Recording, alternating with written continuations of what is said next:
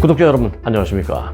미주 한인사회의 대표적인 일간지인 한국일보가 있는데요. 이 한국일보에서 운영하는 한국TV라고도 있습니다. 저희 레알뉴스 글로벌이 그런데 지난해 말부터 사실 이 한국일보의 한국TV에서도 방영이 되고 있었습니다. 한국TV는 한국일보 웹사이트에서도 들어가 보실 수 있는데요. 한국일보 웹사이트인 koreatimes.com에 들어가 보시면 이렇게 첫 페이지에 저희 레알뉴스 글로벌이 올라가 있습니다.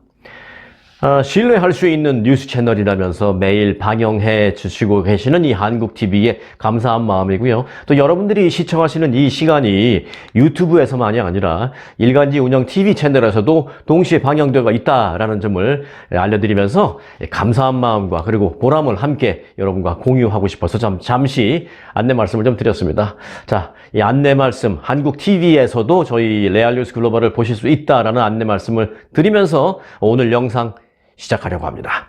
참고로 이 한국TV는요, 앞서 말씀드린 한국일보 웹사이트에 들어가셔서도 직접 보실 수도 있고, 그리고 가입해서 한국TV, 그 한국의 많은 드라마나 뉴스, 여러 가지 교양 프로그램 등등을 그곳에서 볼 수 있는데요. 이 한국일보 웹사이트에 들어가셔서 가입하시면 됩니다. 자, 오늘은 미국 내 이민자와 노인층을 겨냥한 사기가 늘고 있다는 소식도 있고요. 그 외에 트럼프 전 대통령에 대한 기부금 후원이 계속 늘고 있다는 소식, 그리고 캘리포니아에 지난 겨울 폭우가 많이 왔는데 그 폭우가 올여름 대형 산불을 이야기할 것이다라는 어찌 보면 무슨 연관이 있는지 좀 얼핏 이해가 잘 안 될 것 같은 그런 소식도 있고요. 그리고 대한민국 국민들이 미국을 어떻게 생각하고 있는지 소식, 또 끝으로 이 보너스 뉴스로 승무원들이 싫어하는 승객 유형 4가지 등의 소식으로 여러분과 함께 준비하려고 합니다.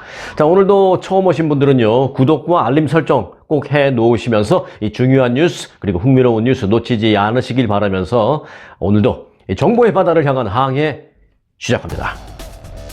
네, 먼저 지난주에 전격 체포된 미국 기밀 문서 유출 용의자 잭 테세이라 이 사건과 관련해서 사실 그 FBI보다 뉴욕타임즈에서 기자들이 먼저 그 용의자를 특정하고 찾아냈다라는 사실이 밝혀지면서 뉴욕타임즈 기자들이 어떻게 그를 그렇게 빨리 찾아냈을까 하는 궁금증이 증폭되고 있습니다. 매사추세츠주 방위군 공군 소속 잭 테세이라라는 병사는요, 기밀 물건 유출 혐의로 FBI에 체포됐는데, 이 체포되기 전에 뉴욕타임즈가 별도로 유출자를 특정을 하고 그 잭 테세이라를 유출자로 특정을 먼저 했고요. 그 테세이라의 집 주변에 기자들이 FBI보다 한 발 앞서 도착해 있던 것으로 알려져서 관심이 집중되고 있습니다. 어떻게 그런 게 가능했을까요? 자, 지금부터 좀 풀어보겠습니다. 자, 지난 13일 매사추세츠주에 있는 테세이라의 집 앞에서 FBI가 그를 체포하기 위해 도착했는데 그 집 앞에는 FBI 요원들보다 먼저 와 있는 사람들이 있었습니다. 그들은 다름 아닌 뉴욕타임즈 기자들이었습니다. 실제로 이 테세이라에 대한 체포는요, 뉴욕타임즈가 유출자를 지목한 지 1시간 30분 후에 FBI의 체포가 이루어졌습니다. 뉴욕타임즈 기자들은 어떻게 FBI보다 더 먼저 테세이라를 용의자로 지목하고 그 집에 먼저 가 있었을까요? 네, 뉴욕타임즈는 유출된 문건의 사진 속에 나온 그 주방 조리대의 문의가 결정적인 단서가 되었다라고 말했습니다. 야, 이 FBI 요원, 수사 요원들보다 이 기자들의 그 촉이 더 날카롭네요. 뉴욕타임즈는 기밀 문건이 올라온 게임 채팅방의 운영자 이 잭 테세이라의 온라인 계정을 통해서 테세이라 가족들의 이 SNS 계정을 한꺼번에 다 같이 봤습니다. 물론 테세이라만 본 게 아니라 여러 명을 다 봤겠죠. 용의 대상에 있는 사람들. 그런데 그 가족이 올린 게시물을 분석하던 그 뉴욕타임즈 취재진은 이 테세이라의 집을 배경으로 찍은 사진에서 주방 조리대에 이 회색빛 대리석 무늬를 발견했습니다. 이제 미국에서는 주방 그 요리대 그 카운터탑이라고 부르는데, 근데 마블, 대리석 이런 걸로 됐잖아요. 그 무늬를 유심히 봤습니다. 그런데 놀랍게도 이 무늬는 테세이라가 유출한 그 문건 사진에서 배경으로 등장한 카운터탑, 주방 조리대의 그 무늬와 대리석의 무늬와 그 가족들이 여러 사진을 찍어서 올린 그 대리석의 무늬가 일치했습니다.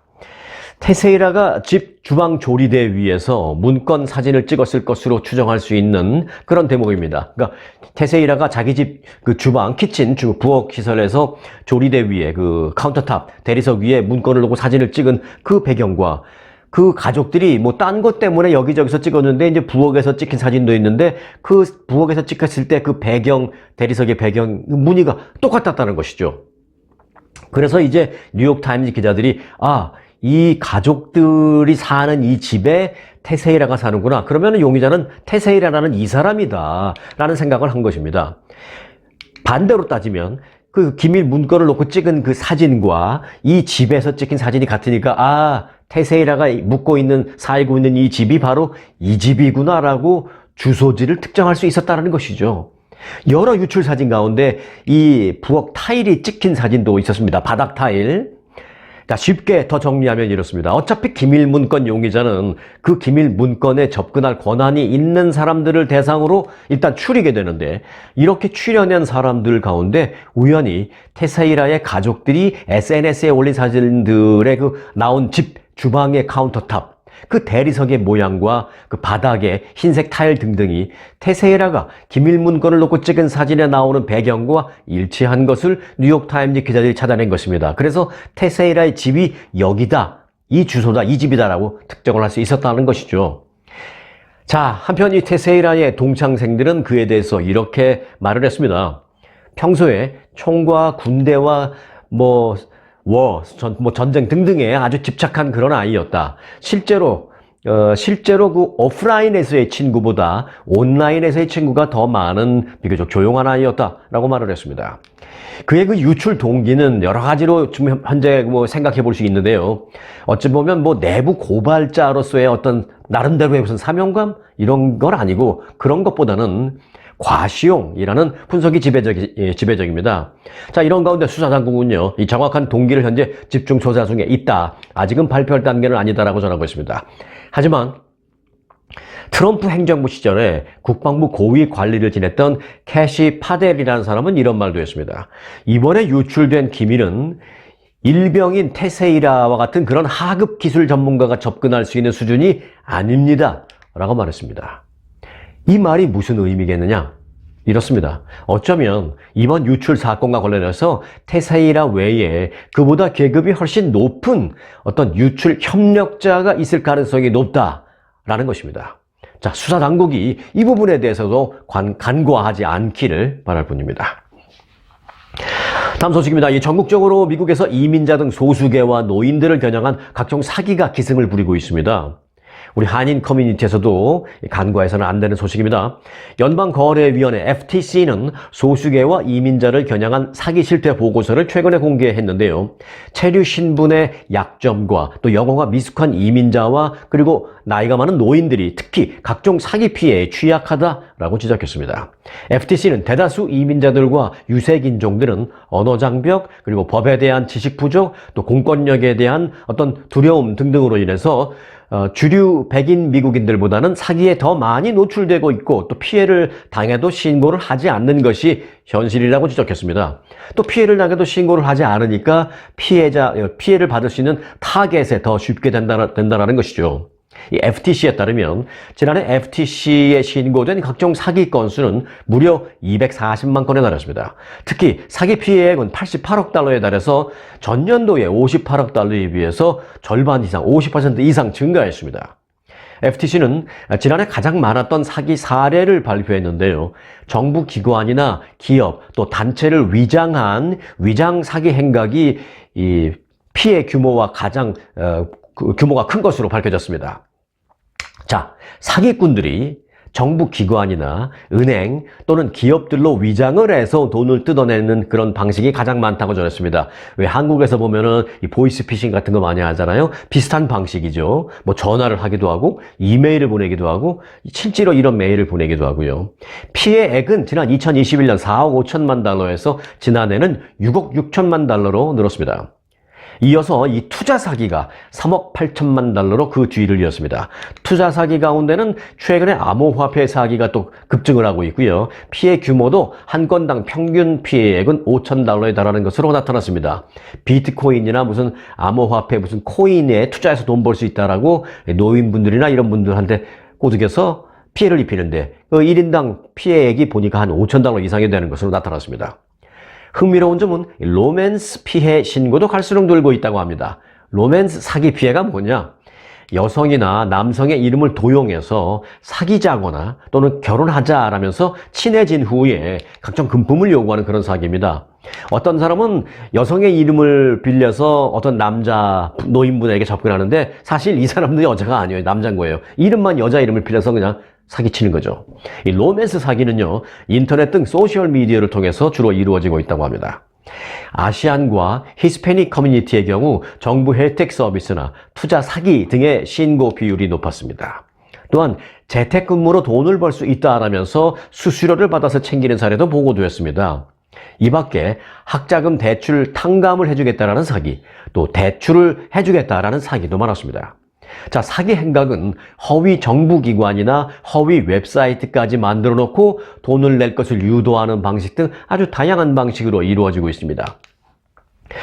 전화를 걸고 이게 의심되면 웹사이트 들어가 봐라 하면서 웹사이트를 만들어 놓은 거예요. 웹사이트 들어가 보니까 또 멀쩡하게 뭐 이런저런 게 마치 정부기관 사이트인 것처럼 만들어지니까 의심하는 마음을 거두고 마음 놓고 투자를 한다는 것이죠. 또는 돈을 보낸다는 것이죠.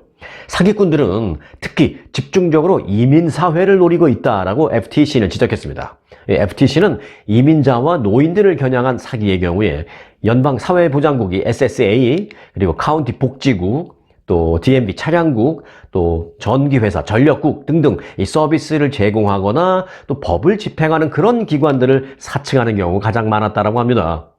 정부 혜택이 중단된다라면서 개인정보나 돈을 직접 보낼 것을 요구하는 경우 반드시 의심해야 한다라고 하면서 절대 응하면 안 된다고 정부기관은 강조했습니다. 자, 그러면 어떻게 하면 이들 사기 피해를 막을 수 있을까요? 일단 진짜 정부 직원들은 하지 않는 그런 사항을 미리 알아놓으면 사기꾼을 구별하는 데 도움이 됩니다.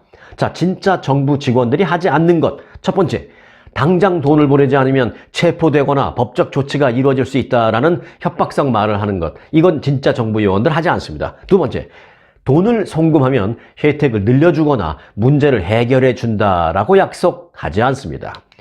진짜 정부기관들이 하지 않는 세 번째, 기프트 카드나 선불 카드, 그러니까 데뷔 카드 또는 송금을 하라, 또 코인 등으로 요금 결제를 절대 요구하지 않습니다. 자, 그 외에 정부기관 직원이라면서 사회보장 번호를 정지시킨다고 협박하거나 또는 체포나 법적 불이익을 줄 수 있다고 하거나 즉각적인 요금을 하지 않으면 바로 끊어버리겠다고 하거나 진짜 정부 요원들은 바로 끊는다고 안 해요. 시간을 주지. 또 개인 정보를 알려주면 내가 그걸 갖고 대신 다 알아서 해주겠다라는 식으로 압박하는 경우도 사기일 가능성이 거의 대부분이다 라고 주지를 했습니다. 이 정부 직원이라는 것을 입증하겠다라면서 또 심지어는 저 사람이 내가 정부기관인가 아닌가 의심하고 있다는 것을 미리 알고 그러면 내가 정부 직원이다라는 것을 입증하면 나를 믿고 돈을 보내겠습니까? 라고 입증을 하는데 어떡하냐? 증명서를 이메일이나 문자 메시지로 사진을 찍어서 보내겠다고 합니다. 그래서 보니까 뭐가 왔어요. 보니까 무슨 직원 아이디나 뭐 이런 걸 보냈는데 그게 다 가짜 증명서, 가짜 아이디. 위조된 아이디라는 것이죠. 그런 것을 보내는데 사실은 진짜 정부기관이라면 그런 걸 사진 찍어서 보내지 않는다라는 것입니다. 그렇게 사진을 찍어서 메시지로 보내겠다라는 행위 역시 정부 사칭 사기범들의 전형적인 수법이라는 게 FTC의 설명입니다. 사실 이 같은 내용은 미국이나 또는 한국이나 다르지 않다고 보시면 됩니다. 반드시 미국이든 한국이든 참고하시기 바라겠습니다. 그리고 더 중요한 거 한 가지, 그런 어떤 전화를 받았을 때 당황하지 않기를 바라시겠습니다. 일단 당황하면 판단력이 느려져요. 제가 지금 정부기관 요원들 진짜라면 이렇게 하지 않습니다 라고 몇 가지를 말씀드렸는데 지금은 기억하고 계시더라도 막상 어떤 순간이 돼서 당황을 하시면 지금 제가 말씀드린 거 다 잊어버리게 돼요. 당황하면. 그러니까 첫 번째는 당황하지 않기를 바라는데요. 당황할 필요가 없다라는 것을 제가 또 말씀드리는 근거는 있습니다. 진짜 정부기관에서 뭐 전화를 하거나, 사실은 진짜 정부기관에서는 전화 안 해요. 뭐 이메일이나 또는 진짜 메일 등으로 이렇게 보내지 전화하는 진짜 정부기관은 없습니다. 그러니까 시간을 줍니다. 바로 이거 당장 보내지 않으면 당장 끊습니다. 이렇게 하는 건 100% 사기다. 이렇게 생각하면 됩니다. 그러니까 절대 당황하지 않는 것 가장 중요합니다. 꼭 기억해 주시기 바라겠습니다. 자, 당황하지 않고 다음 순서로 넘어가겠습니다.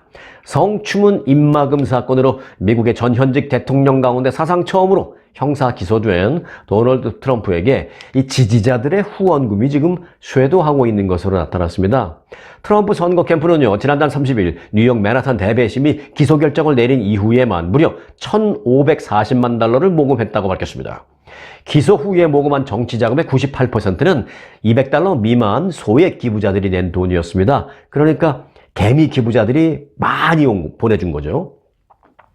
이 올해 초까지만 해도 트럼프 전 대통령의 선거자금 모금 실적이 사실 신통치 않았었는데요.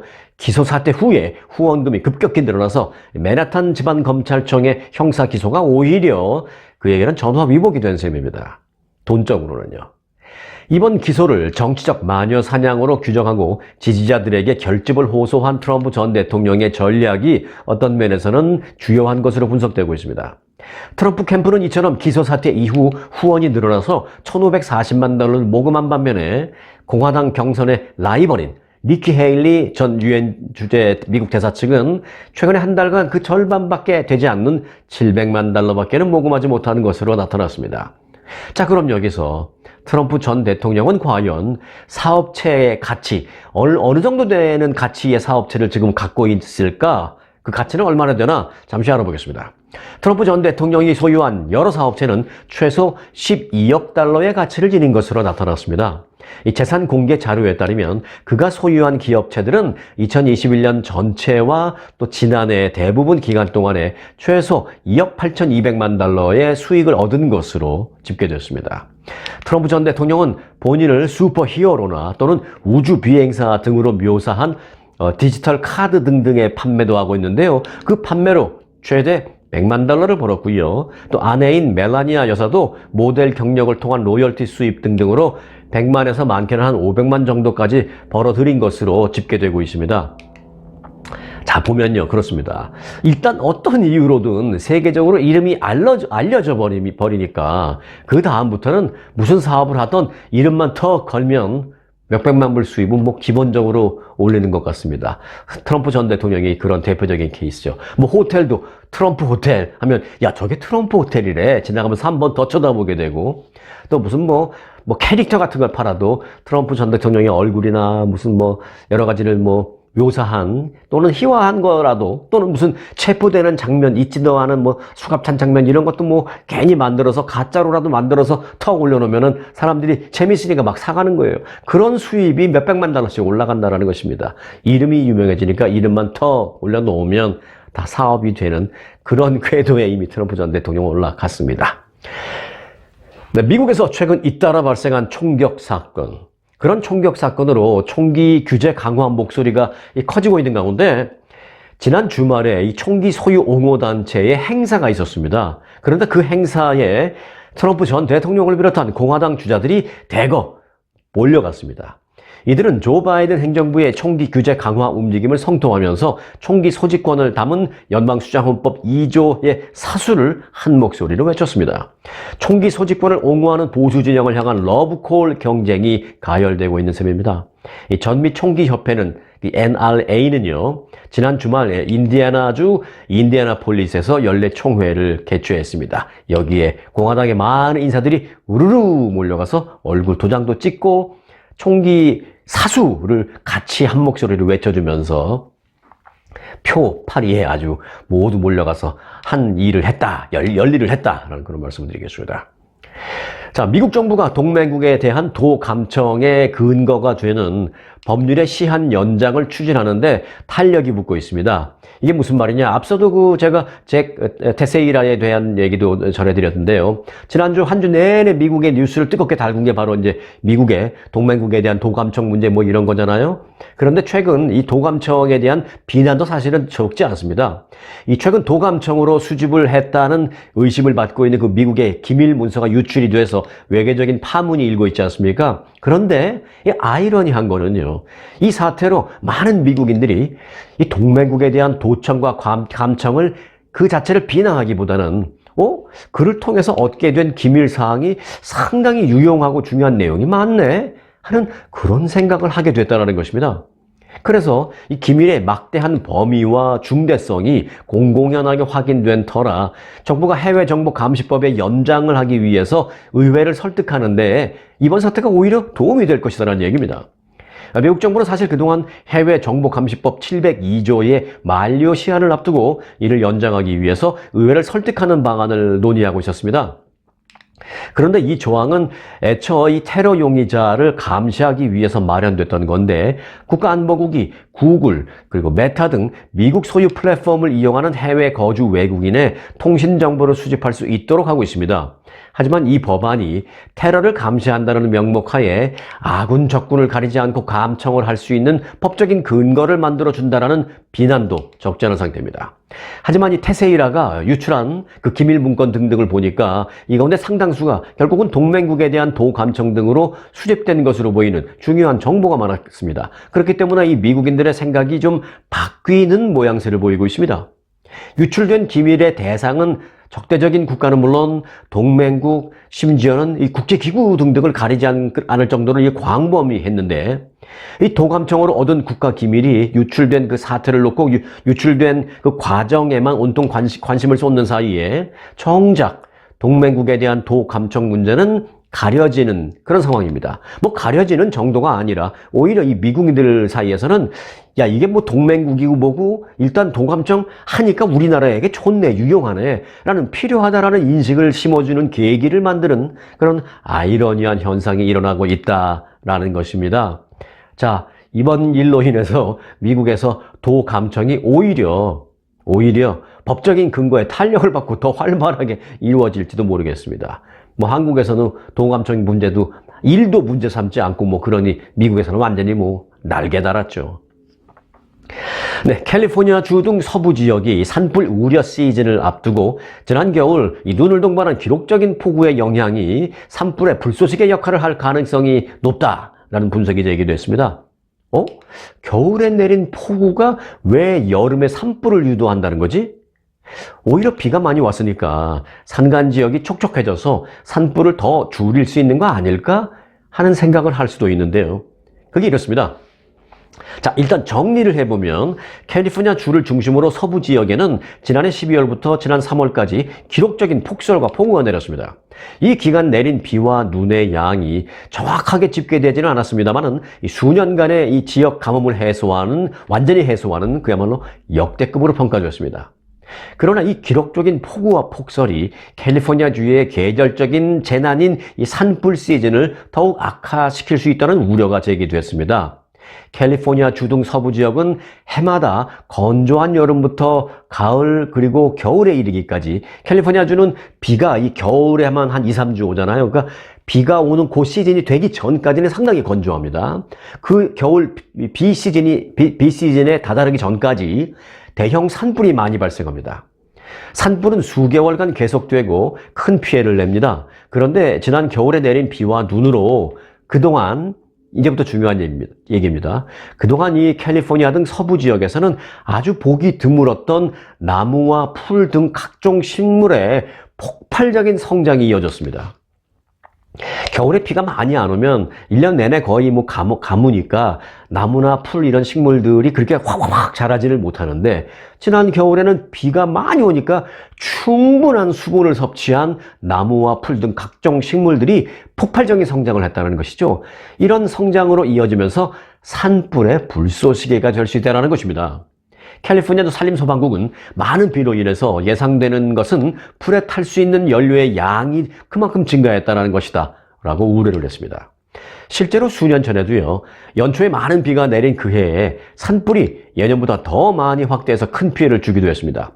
2016년에서 2017년으로 넘어가는 그 겨울 동안 캘리포니아주 대부분의 지역에는 평년보다 30 내지 많게는 50% 더 많은 눈과 비가 내렸습니다.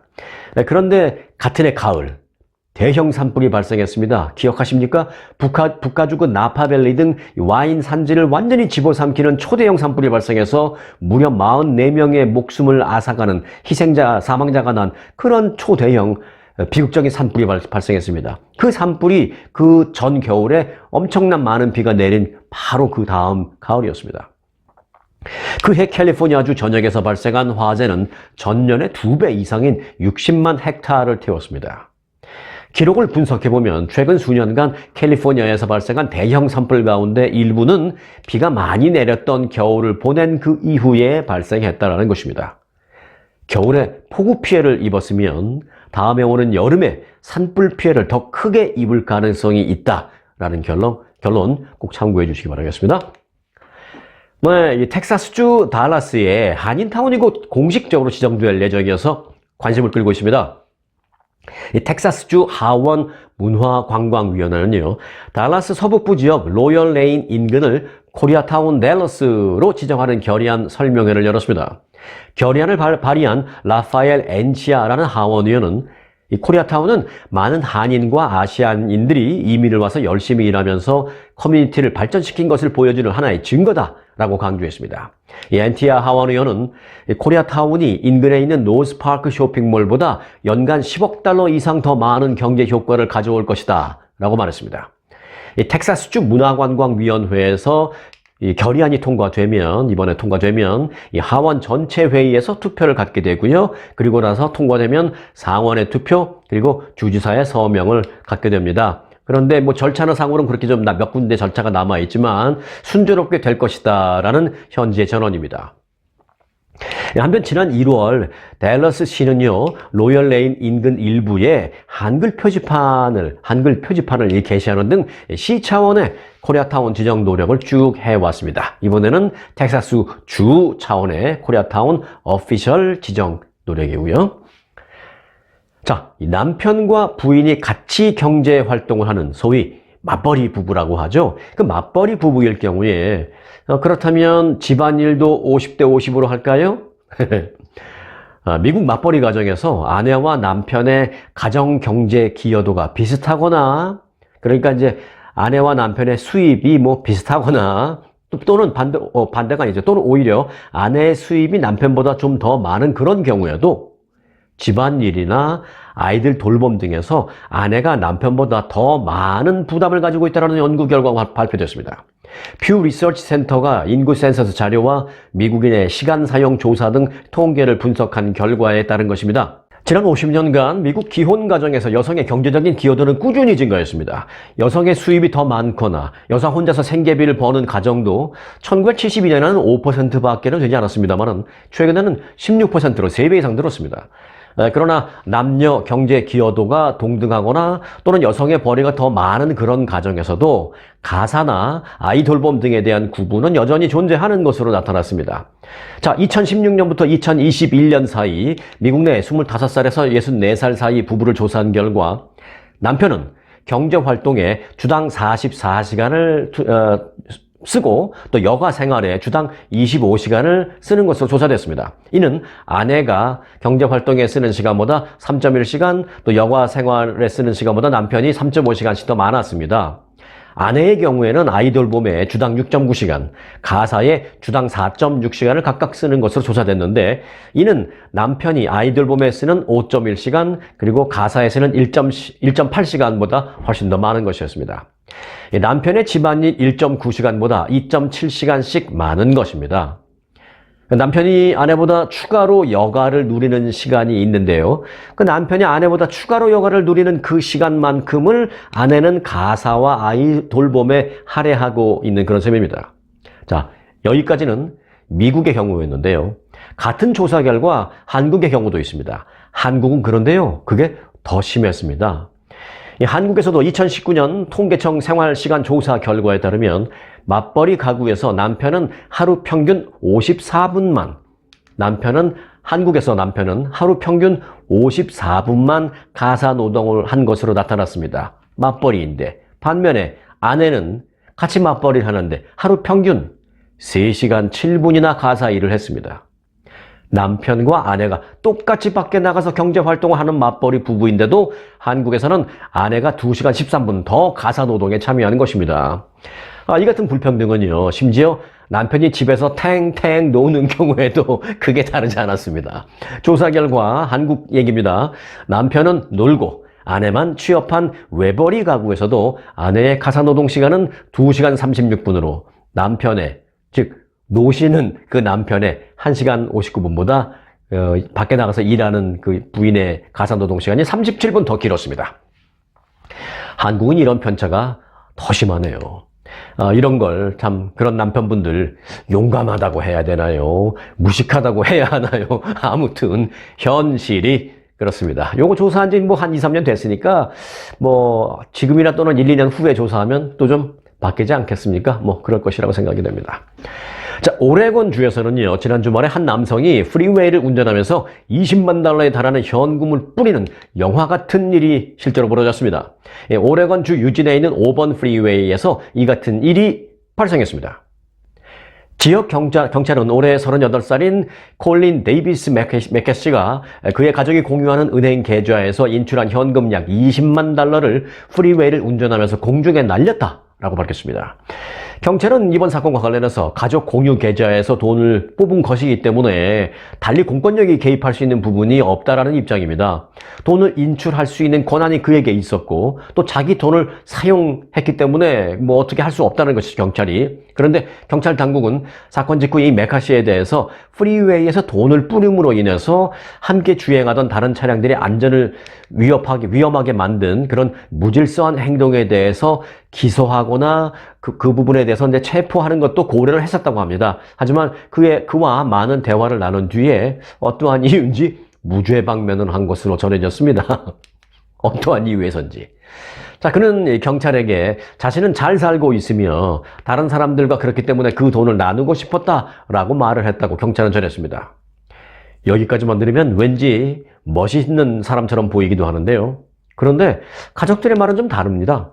반면에 그의 가족들은 그 돈이 가족에게는 꼭 필요한 아주 중요한 돈이라면서 발견한 현금은 오레곤 주 경찰에 다시 돌려달라라고 호소를 하고 있습니다.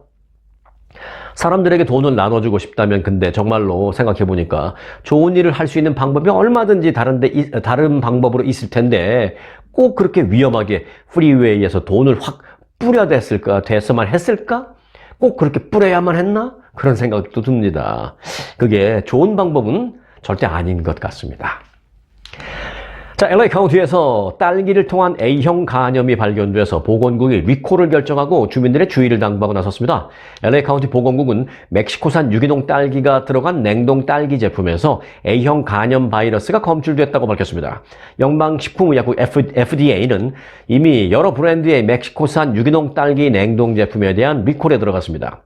LA 카운티 보건국에 따르면 이들 냉동 제품은 전국 할인 매장 체인인 코스코에서 자체 브랜드인 커클랜드 시그니처로 판매된 것을 비롯해서 트레이더 조스, 심플리 네이처, 또 바이탈 초이스, PCC 커뮤니티 마켓 등 소매업소에서 판매됐습니다. 보건국은 개인이나 식당들은 이미 구입한 딸기 냉동 제품을 반환하거나 폐기 처분할 것을 당부했습니다. 이 A형 간염은요, B형 간염보다는 치사율은 낮지만 전염성이 매우 강해서 이 각별한 주의가 요구됩니다. 증상으로는 구역질, 구토, 설사, 황달, 발열, 복통 등의 증상이 지속되는 것으로 알려졌습니다. 일부 케이스의 경우에는요, 급성 간부전이 발생할 수도 있고 또 나이가 좀 많으면 더 위험할 수 있다라고 의료진들은 경고했습니다. 미국에서 이제 코로나19 감염을 걱정하는 사람들이 많지 않습니다만은 코로나19는 여전히 주요 사망 원인이다라고 워싱턴 포스트가 어제 보도했습니다. 이 자료에 따르면 코로나19는 2020년부터 2022년까지 3년 연속 미국인의 사망 원인 3위를 기록했습니다. 1위 심장병, 2위가 암인데요. 3위가 코로나입니다. 지금도 하루 평균 약 250명이 코로나19로 숨지는데 희생자는 주로 고령층과 면역력이 손상된 사람들입니다. 하지만 대부분 미국인들은 얼마 전부터 이 코로나에 대해서 너무 무시하거나 아니면 최소한 나와는 관련이 없다, 자신과는 관련 없다고 생각하는 그런 상황이라고 이 워싱턴 포스트는 전했습니다. 질병통제예방센터 CDC에 따르면 지난해 8월 한 달 동안 교통사고로 사망한 사람은 3,850명이었는데 지난해 8월의 마지막 한 달도 아니고 한 주에만 이보다 더 많은 3,918명이 코로나19로 숨진 것으로 밝혀졌습니다. 의사들은요, 하루 3,000여 명이 숨진 2021년 그 정점에 달았을 때를 비교하면 코로나 중증 환자가 크게 준 것은 사실이지만 코로나19가 취약계층 그리고 가끔 건강한 사람들에게도 여전히 위험하다라고 경고를 하고 있습니다. 자, 한국으로 가보겠습니다. 한국 국민 10명 가운데 9명은요, 한국이 최우선으로 협력해야 할 국가로 미국을 꼽는 것으로 나타났습니다. 전국경제인연합회 장경련은 한미동맹 70주년을 맞아서 실시한 여론 설문조사 결과 89.0%가 한국의 1순위 협력 대상국으로 미국을 꼽았다고 밝혔습니다. 자, 그럼 2순위는 어딜까요? 2순위 협력해야 할 나라로는 중국 35.2%가 지목을 했고요. 이어서 3위는 일본 23.4%, 그리고 4위 유럽연합 17.5% 등의 순위였습니다. 이 한미 동맹의 분야별 기여에 관한 질문에는 국가 안보에 가장 큰 도움을 주었다라는 응답이 10점 만점에 7.3점으로 최고였습니다. 그리고 미국과 협력을 해야 된다는 그 이유로 두 번째는 경제 성장, 그리고 세 번째 과학기술 발전, 네 번째 국가 신용 등등이 뒤를 이었습니다. 이 한미 동맹이 없었다면 한국이 지금과 같은 경제 대국이 됐을지를 놓고는요, 64.6%가 불가능했을 것이다 라고 답변을 했습니다. 또 그 이유로는 미국의 안보적인 지지가 있었기 때문이 52.3%, 또 미국의 원조가 있었고 경제적인 지원이 있었기 때문이다라는 응답이 32.6%, 또 미국 시장 접근과 미국 기업과의 협력이 있었기 때문이다가 15.1% 순이었습니다. 한미동맹의 미래에 대해서는요, 50.6%가 더 강화해야 한다고 답했고 44%가 유지해야 한다라고 답했습니다. 한미동맹을 좀 축소해야 한다라는 응답 5.4%로 나왔습니다. 자, 이어서 보너스 뉴스 전해드리겠습니다. 이 승무원들이 싫어하는 승객 유형 4가지가 오늘 보너스 뉴스의 제목입니다. 여객기에서 근무하는 승무원들이 가장 싫어하는 승객들의 행동을 막 뽑아서 서로 지금 공유하고 있습니다. 리더스 다이제스트라는 책 아시죠? 뭐 우리 30년, 40년 전에도 한국에도 그 책 많이 있었잖아요. 요만한 그 얇은 책, 리더스 다이제스트. 그 매체가 조사한 바에 따르면 승무원이 기피하는 승객의 유형 크게 4가지로 나왔습니다. 자, 먼저 다른 승객에게 조언을 하는 승객. 예를 들어서 마스크를 착용하라고 다른 사람 승객들에게 뭐 막 나서서 자기가 그렇게 얘기를 한다거나, 기침을 좀 하는 승객이 있는데 기침 그렇게 하면 안 된다 라고 뭐 기침하지 말라고 하는 그런 승객들, 이게 승무원들이 가장 싫어하는 승객 1순위입니다. 하지만 이 승객이 조언을 할 경우에, 왜냐하면 승객이 조언을 할 경우에 더 큰 싸움으로 이렇게 번질 수 있기 때문에 그 승객이 조언을 하는 게 분위기 좋게 조언으로 끝나지 않을 가능성이 높기 때문에 승무원들이 싫어한다는 것이죠. 대신 그러면 어떻게 해야 되느냐? 그런 상황이 있다면 이 승무원에게 그 상황을 알리라는 것입니다. 자꾸 좀 기침하고 또는 마스크 뭐 지금은 뭐 안 써도 되고 뭐 그렇습니다만 써야 하는 상황이라면 마스크 써야 하는데 저 사람 안 쓰고 있습니다라고 승무원에게 얘기를 해서 승무원이 조치를 취하게 그렇게 해 달라라는 게 승무원의 얘기입니다. 자, 다음 두 번째. 선반 위에 있는 다른 승객의 수화물을 다른 선반으로 자기가 막 옮겨버리는 승객. 이게 두 번째입니다. 선반에 자신의 수화물을 넣을 공간을 마련하기 위해서 다른 사람의 짐을 이렇게 옮기는 경우가 있습니다. 하지만 이런 행동은 비행기 착륙 시에 문제가 될 수도 있기 때문에 하면 안 된다는 것입니다.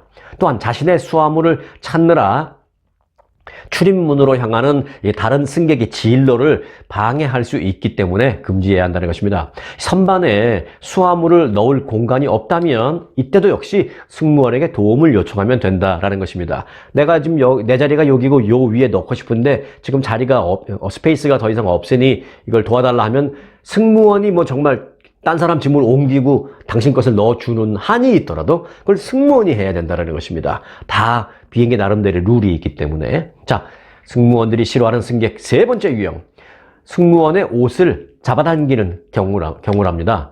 아, 뭐 그런 사람도 있어? 라고 생각하실 수 있습니다만은 실제로 있답니다. 승무원의 옷을 잡아당기거나 승무원의 몸을 툭툭 치거나 부른다고. 또 도움을 요청하기 위해서 간혹 승무원의 옷을 이렇게 뭐 말씀드린 대로 좀 슬쩍 저기요 뭐 이렇게 잡아당기거나 또는 팔꿈치를 툭 치는 그런 경우가 있다고 합니다. 뭐 내 팔꿈치 아니더라도 손으로 가볍게 승무원의 팔꿈치를 톡톡 치면서 저기요 하면서 이제 부른다든지 뭐 아니면 익스큐즈 미를 하든지. 하지만 대부분의 승무원은요, 이런 행동에 상당히 불쾌함을 느낀다고 말했습니다. 아, 왜 안 그렇겠습니까? 승무원들은 이럴 경우에 이제 손을 들거나 승무원 호출 버튼을 누를 것을 당부했습니다. 자, 마지막으로 승무원이 싫어하는 승객 유형 네 번째. 카트 위에 간식과 음료를 직접 가져가는 행위. 가끔 승무원의 수고를 덜어주고자 직접 손을 뻗어서 음료를 가져가는 그런 고객이 있습니다. 지금 내가 뭘 좀 더 먹고 싶은데 이 승무원이 지금 다른 사람에게 뭘 서빙을 좀 하고 있어요. 그러니까 그걸 기다리기도 싫고 또 승무원이 바빠 보이니까 슬그머니 가서 내가 이렇게 꺼내간다는 것이죠. 그런 그런 승무원이 싫어하는 유형 네 번째에 올랐습니다. 그런 행동을 하게 되면요, 이는 승무원이 이렇게 딱 미리 자기가 일하기 쉽게 딱 배열을 한 음식 그 순서 조리나 그런 그 상황을 망가뜨리는 행동이라고 합니다. 또 때로는 승무원을 좀 편하게 해주고 도움이 되겠다라는 그런 마음으로 내가 직접 무언가를 할 때도 있지만 승무원들은 이런저런 이유로 오히려 더 부담스러워한다라는 사실입니다. 승무원들이 그렇게 말했습니다. 도움이 될 것이다 라고 판단한 내 마음이 중요한 게 아니라 실제로 도움이 됐는지에 대한 상대의 마음이 중요한 것이니까 꼭 인지하시기 바라겠습니다. 잘못된 도움은 오히려 상대에게 부담만 줄 수 있기 때문입니다. 자, 하지만 여러분과 제가 언제든지 서로 부담되지 않는 것 딱 하나 있죠? 바로 구독과 알림 설정입니다. 전혀 부담스럽지 않습니다. 실컷 재밌게 보시고 그냥 싹 나가시는 그런 분들 제가 좀 부담스러워요. 구독과 알림 설정 해 놓으시고 사랑의 표현, 좋아요, 댓글까지 해주고 나가시는 분들 보시면 제가 부담스러운 마음이 하나도 없고 감사한 마음, 사랑스러운 마음만 잔뜩 생긴다라는 말씀드립니다. 자, 오늘도 처음 오신 분들은 구독과 알림 설정으로 꼭 필요하고 꼭 재미있는 뉴스를 놓치지 마시기를 바라겠고요. 늘 영상 끝까지 여기까지 함께 해주시는 분들에게는 더더욱 특별한 감사를 드립니다. 오늘 영상은 여기까지입니다. 자, 그럼 내일 뵙겠습니다. 여러분 고맙습니다.